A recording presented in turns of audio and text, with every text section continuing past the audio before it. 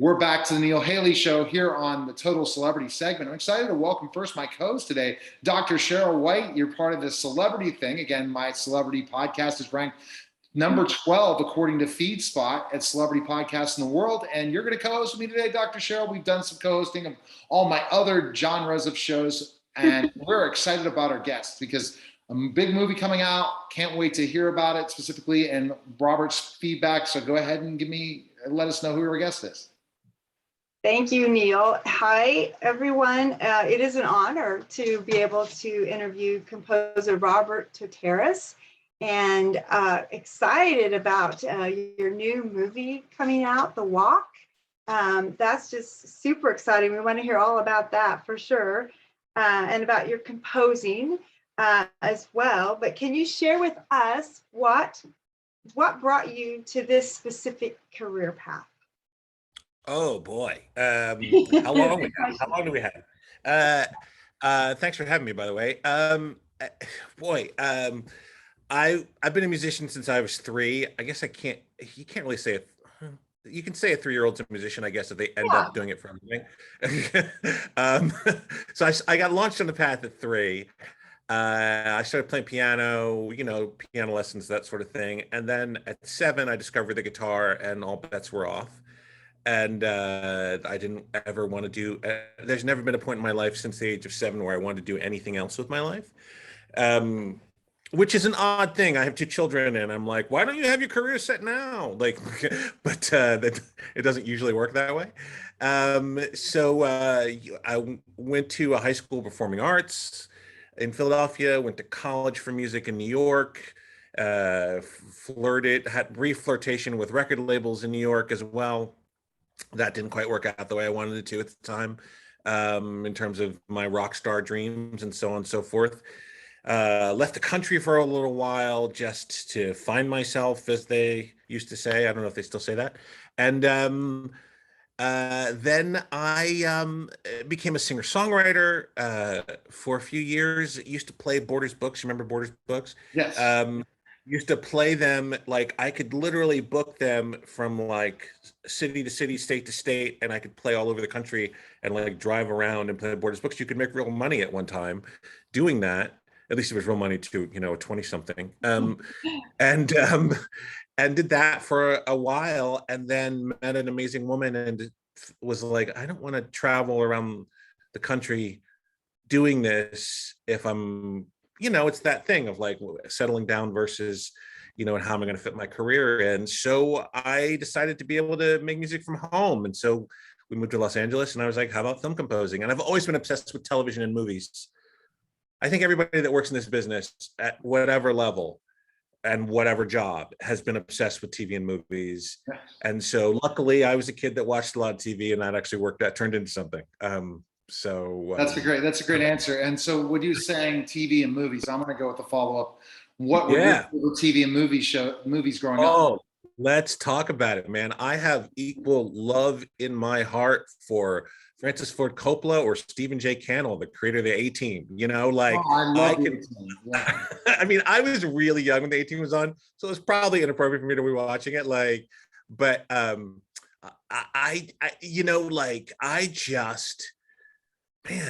love procedurals. I love, I love the premium HBO drama. I've always been that kid. I'd watch Humphrey Bogart movies with my mom or Sidney Poitier movies, so I grew up watching that, or Abbott and Costello as well, even though, that's like 40, 50 years before my time. My mom was obsessed with old stuff. So and my grandmother, when we would watch all that stuff too. And then my grandmother also watched like Murder, She Wrote. So I have a love for that stuff too, man. You can't name something that I can't see an appreciation for on television. I love television. No, I agree. And I love movies and Netflix. I'm always watching Netflix and Amazon, and that's what I spend my time watching these days. And it's like always when I have certain projects, I wish I could catch up to them because you're either streaming something or watching another movie. You know what I mean? Right. There's so much stuff out there and available. All right, Dr. Sheryl, next question. Yeah, that's amazing. I love that. you're very diversified in your in what you watch. So congratulations on the walk. I was reading very quickly. Did it come out last weekend? Did it debut last weekend? Came out last. Yes, it did. Did come out last Friday, so a week ago today. We had the premiere last Thursday. So sometimes this stuff trips into when you're promoting these movies and talking about them. Usually a lot of people do it ahead of time. I actually find that it's been great to do it while it's out and talk about it, because we had a movie premiere and we had a great response at the premiere and a Q&A that lasted so long that they had to throw us out of the theater. So that was really nice. Eventually they were like, well, this theater has to close. So far so good.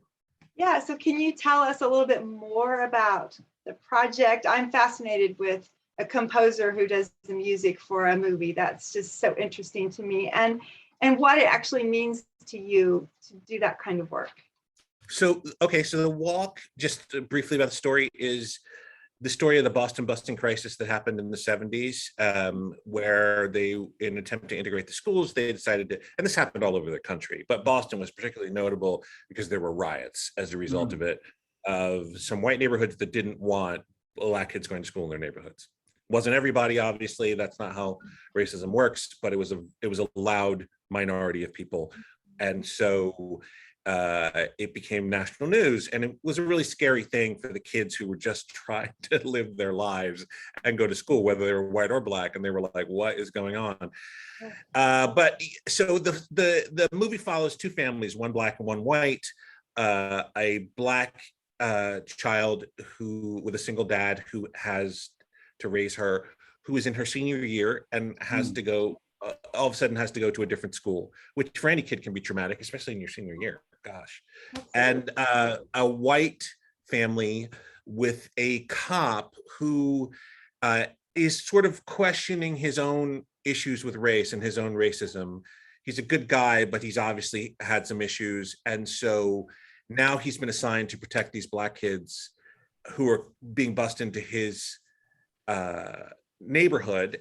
Meanwhile, his daughter actually is actively racist, and he's trying to sort of change her heart and trying to figure out his own and deal with this. And it's a small story. It's not a big sweeping piece on the history of society's ills. You could do that, and it's great. We've had great examples of that but what's great about the walk is that, and unique about it, is that it's a small provincial story about two families from two different worlds, and everything's about to roll and get bigger and collide. And so that it's really it's a great story. It's a little story that turns into something huge. Right. And so Robert, when you talk about your role as a composer, what is that role in putting together the film? Explain what a composer does. Right. So basically the director, you get a copy of the film, you watch it continually. And in my case, I like to watch the film like 5 or 6 times before I even meet the director. Like, they send it to you now because of digital. And so you really know the film. Then the director would come to my studio and talk to me about what he was seeing for the music and his ideas. And I talked to him about my ideas because I've watched the film so much that I know sort of what to say and what I thought could happen. And it's just a collaborative process. Everything in Hollywood, so you get so many big names in Hollywood, singular names, but nothing gets made without a bunch of other people. And so as the composer, the director and I are basically going back and forth, trying to figure out what the language of the score is. So like, what are we trying to emotionally represent? And that can take, sometimes it's obvious and evident. And sometimes in the case of the walk is so unique because it is small. So you don't want the score to overwhelm it. It's not an action movie. No one's in the kind of danger that we think of in movies. It's a different kind of danger, and it's a different kind of tragic situation. So you want it to be authentic to what the characters are doing, to what you see on screen. And so a lot of that is a lot of talking about the movie, a lot of trying things and seeing if they work. and sending music cues to the director, what do you think of this, and them giving you notes and saying, okay, I like this, maybe change this, and that sort of thing. Every project's different. Some of them go faster than others, and the walk was actually pretty fast because we were on a tight schedule, and I came in pretty late in the game. But it's incredibly collaborative process, like you're building something together, even though it's his baby, but he's got to relinquish enough control to me to let me find a musical language for the film that works with his vision. And that sometimes could surprise him and say, oh, I didn't think of that, or, oh, that doesn't work. So, and you have to be open to knowing that you're not going to nail it every time. That music's huge. Think of some of Spike Lee's movies and different things of how basically the music tells the story in so many ways. And I guess every story, the Star Wars, all that, we don't think of that role, Robert. We forget the role for that, right? We think meanwhile, magic kind of comes out. Yeah. Try to play some of those movies dry without music and see what you get. No. And that is, I can think of only two really big properties in the last 30 or 40 years that have had no music at all. And that's The Sopranos and The Wire. And those are the two of the greatest shows in the history of television. Yeah. So aside from them, you need that emotional momentum that the score provides. Well, definitely. Let's think about Stranger Things. Without music on that, what would do there? Right. You know what I mean? Yeah. So, especially, I watched the last season. I cannot wait to finally the second part comes out July 1st. My wife is watching the last season right now. Yeah. Yeah, I think it's the best season. I'm really my take is like it just how the storyline goes. But that's the whole thing. But so the composer, you're in the music end, but do you have any of the relationship towards the story and the cut out certain things that might not work with the acting as being the composer? No, I mean, no one's going to make editing choices based on what I do. Plus, the movie, it depends on the project. But let's say for The Walk, it was a locked picture by the time it got to me. So there wasn't going to be a thing of where the director discovers, oh, this doesn't work, or this. I mean, maybe there was, but that has nothing to do with me. But I think the idea is, think of an excavation. Think of a story that's been told centuries ago, right? And you find something in the ground, but it's a mess. And it's not a mess, but it's not quite clear what happened here, or it is clear, but like it's not, the little parts are missing. And I think what a score does is it's like clearing off all that stuff on the story to bring out and accentuate the emotional impact of those moments. Mm-hmm. I love that. See the detail in everything. Could the story exist without the music? Of course. Like, I'm not arrogant enough to think that like I'm the most important part here. But I think it's like anything, could you make a movie without the editing? Sure. Could you shoot a movie without a director, like a singular voice, like directing it where to go? Sure. Could you make a movie without actors? It's been done. I think all those things, but when you're combining things and everybody has their singular job, without one of those things, it feels incomplete. Yes. And so it's the director co-wrote it with someone, and then directed it, so it's his vision, or his writer George Powell's vision of his co-writer George Powell's vision. But to make that vision complete, to really put the finer touches on it emotionally, you do need the score. That's just how it works. I agree. I'm a musician, and I can't imagine being without the music, because it does give that emotional strength, and it just keeps you engaged as you go on and on. So, yeah. Right. Matter of fact, I hope The Walk comes out in my local theater. I'm going to stand up and say, "Hey guys, wait for the credits. I want to." I get to talk to the composer. But hey, I'm from a small place. You'd be excited. Okay, no, hopefully it gets a wide enough release that we can get it everywhere. That would be great. That would be awesome, because I love the topic, number one. But I just want to know, if you have, in all of your experiences, what is the most interesting story that's happened to you since you started composing? Wow. Tough question. Story since I don't know if I have one. If I do, I'm never going to remember it. Because my memory doesn't work when it's being pressured. But you know, I'm trying to think. I feel like this whole thing has been an interesting story in that you never forget the first time you hear your music on television or the first time you hear your music in a movie theater. Oh my God. And the movie theater thing is unique only in that a movie is an event you go to, and it's like you get dressed and you get out of the house and you do things, which in today's world is even more compromised. But like, so like, you know, like I got dressed up to go to the premiere, and then the music comes up and you're like, and I still get like chills that like, oh, I wrote that like in my t-shirt, like, you know, like drinking coffee like in the middle of the night or something.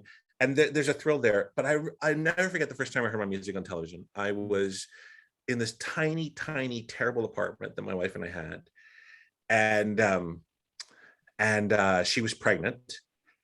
And I had done this job for someone, but didn't have many prospects at the time. But the job had been done a while ago, and I had almost forgotten about it. And we were struggling, looking for money and trying to figure out what to do. She was teaching, but we were having a child, and so there was a lot going on. Our world was about to change, and we were just flipping the TV. And like at first, I was like, she was like, "Wait, is that the thing?" And I was like, "Oh my god, like!" And you just, it's coming into your living room, and you just feel like, oh, like what I'm doing matters to someone actually who I don't know heard this piece of music and said, it was a piece of music for a commercial. Said, let's put this in here. We're going to pay for it. We're going to put it on television. It's going to represent, at the time, a commercial, our product. And there was just something so unique and special about that I've never, I remember what I was wearing a pair of gray shorts and a black t-shirt, and a pair of socks. Like, I remember I was sitting on a green couch and with my feet extended, and she was sitting in this rocking chair that we had. And I remember that so specifically. I have a few things like that. The first time I got a check that I could live off of, that was, so those are my unique memories where you're like, oh, my work, all this work is paying off. Like my dreams are kind of coming true. Right. And I would say those things happened for me. One would be when I was a former professional wrestler, and I was in a territory in Arkansas, and I go and we're getting ready to watch the show 11:30 at night, because we taped it. And I see me at the opener, and I'm like, wow, that one. And then also driving in the snow when my first show came on the radio, and hearing myself on the radio for the first time on a radio station. And it's me. Right. It's like, it happened a few times, but when it was my show, like I co-hosted before, but this was my show.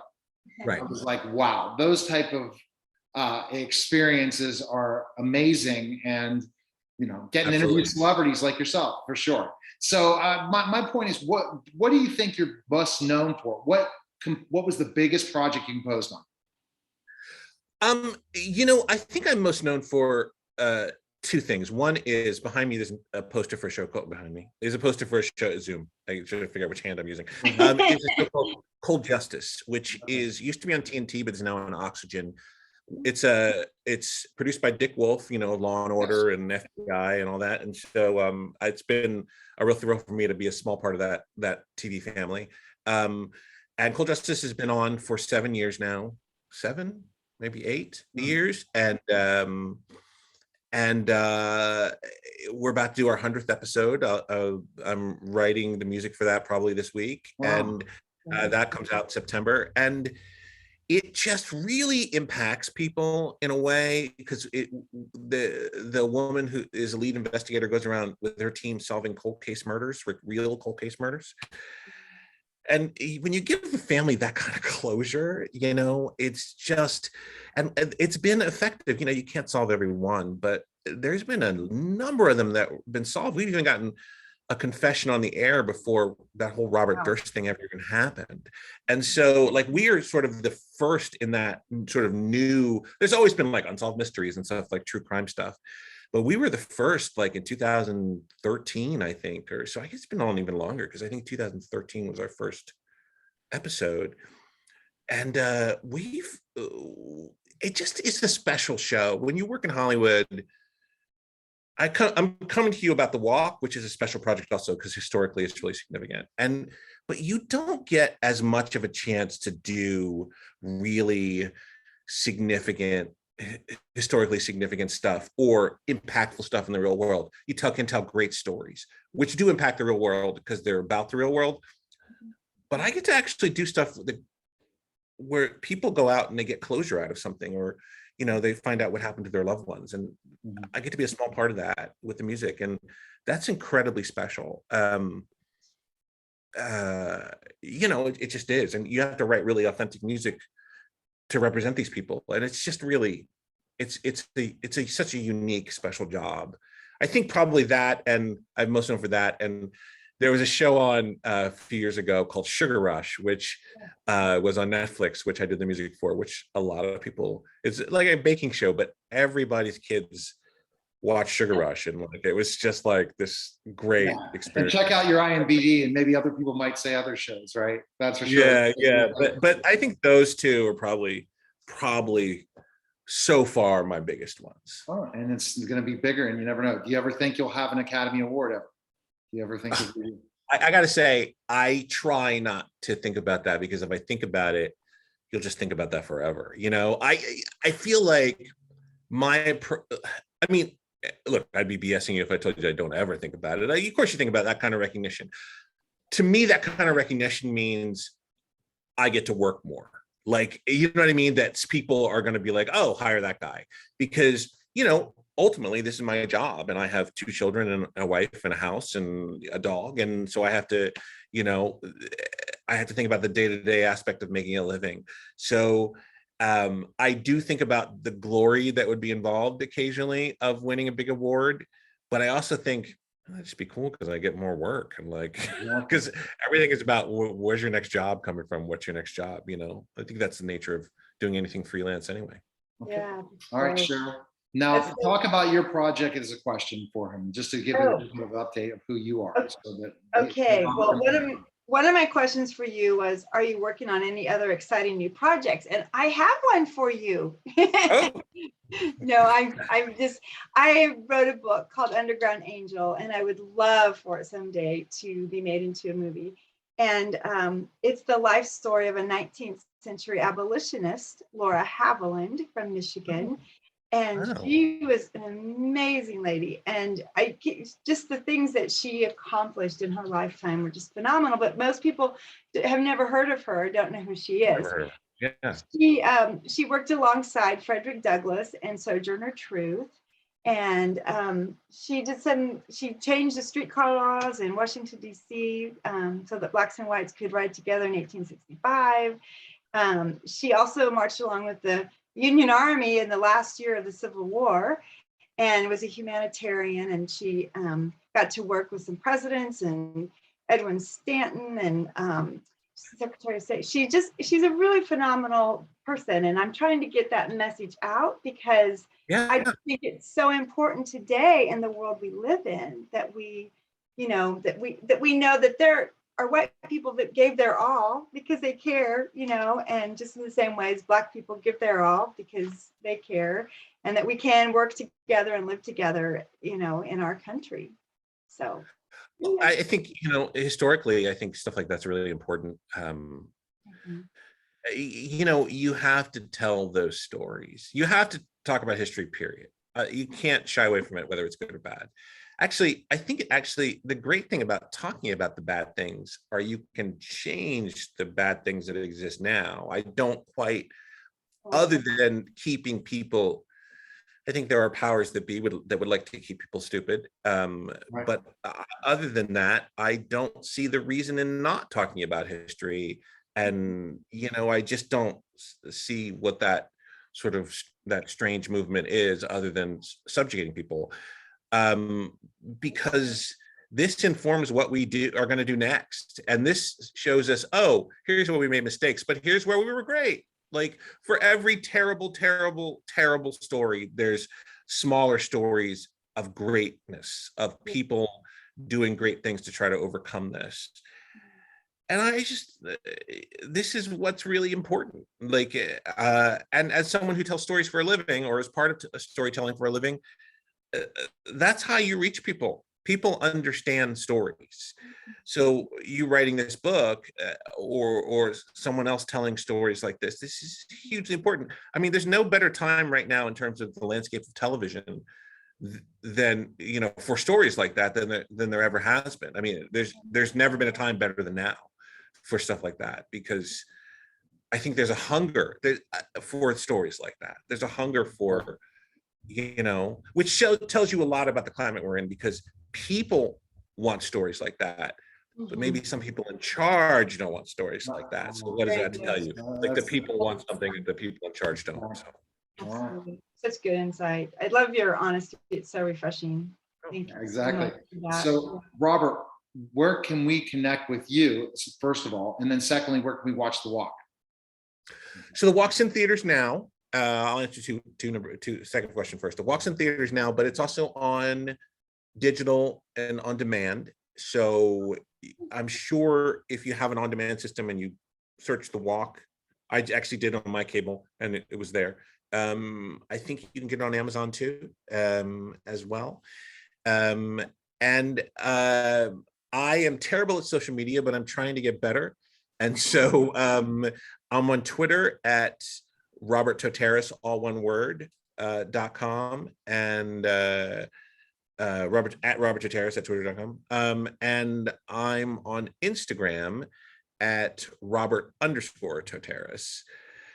My Instagram is like pictures of my studio, pictures of my family, pictures of my dog. So it's like, if you're interested in that, then come on by. Like, now it's all going to video too, Robert. The best bet is for Instagram is to go straight video.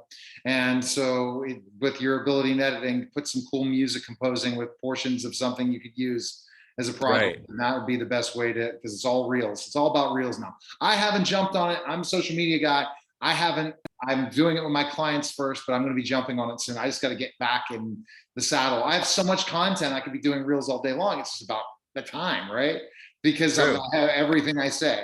Well, we appreciate it, Robert. You were fantastic, and best of luck. And I'll have to check out Cold Justice. Cold Justice is available where? Where is it on? It's on Oxygen, which is on your cable system. If you don't have cable, you can watch it on oxygen.com or on iTunes, or I think on Amazon as well. But we have a new season coming out in late August, end of the summer, and that'll be our 7th season, I think. I could be wrong about that, but it's rare that you get that opportunity in television to do 100 episodes of anything. So I feel blessed. It's a huge yeah. All right. Well, we appreciate you, Robert. Thanks for stopping by, and thanks for coming on the show. Thanks for having me. I really appreciate it. You're welcome. You're watching and listening to the Neil Haley Show, and we'll be back in just a moment.